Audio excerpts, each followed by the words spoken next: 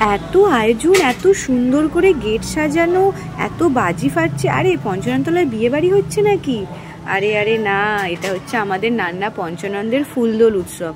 প্রতি বছর বৌদ্ধ পূর্ণিমার আগে আমাদের নান্না পঞ্চানন্দের মন্দির এত সুন্দর করে সেজে ওঠে এবং বহু মানুষ শালকিয়ার ঘাট থেকে, উত্তরপাড়ার ঘাট থেকে জল এনে পঞ্চানন্দের মাথায় ঢালে এবং বেশিরভাগই এত কিলোমিটার হেঁটে আসে। শালকিয়া থেকে পঞ্চানন্দতলার দূরত্ব 20-25 কিলোমিটার এবং বেশিরভাগ মানুষ হেঁটে হেঁটে এখানে আসে এবং এত ভক্ত সমাগম হয়।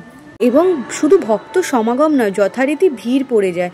বাবা পঞ্চানন্দকে অপরূপ সুন্দরভাবে সাজানো হয়, পুরো ফুলের সজ্জা, যেন মনে হয় বাবা পঞ্চানন্দের বিবাহ, এতটাই সুন্দরভাবে সাজানো হয়। এবং চাঁচর দিয়ে শুরু হয়, মানে বাজি ফাটানো 11:30 কি 12টার সময় করে চাঁচর হয়। চাঁচর হয়ে এরকম বাজি ফাটানো শুরু হয় এবং রকমারি বাজি, মানে এত রকমের বাজি এখানে ফাটানো হয়, দেখতেই পাচ্ছি এখানে কত রকমের বাজি ফাটছে।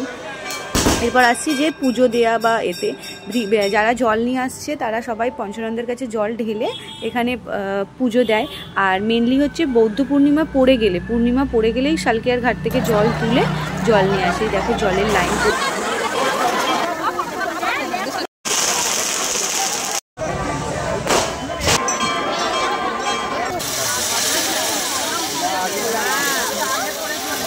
বহু বছর ধরে এই প্রথা চলে আসছে ফুলদোলে এই রকমারি বাজি ফাটানো এবং প্রচুর দূর দূরান্ত থেকে মানুষ আসে এবং দেখতেই পাচ্ছ সবাই কিরকম উদ্বিগ্ন হয়ে বাজির দিকে তাকিয়ে আছে এবং আমরাও অপেক্ষা করে থাকি সেই ছোটোবেলা থেকে। ছোটোবেলার আবেগ আমাদের, যে মেলা হওয়ার 1 মাস পরে ফুলদোল হবে এবং যেদিন ফুলদোল হবে সকাল থেকে ঘুমিয়ে নেবো, কারণ রাত জাগতে হবে, রাতে এত বাজি ফাটানো হবে।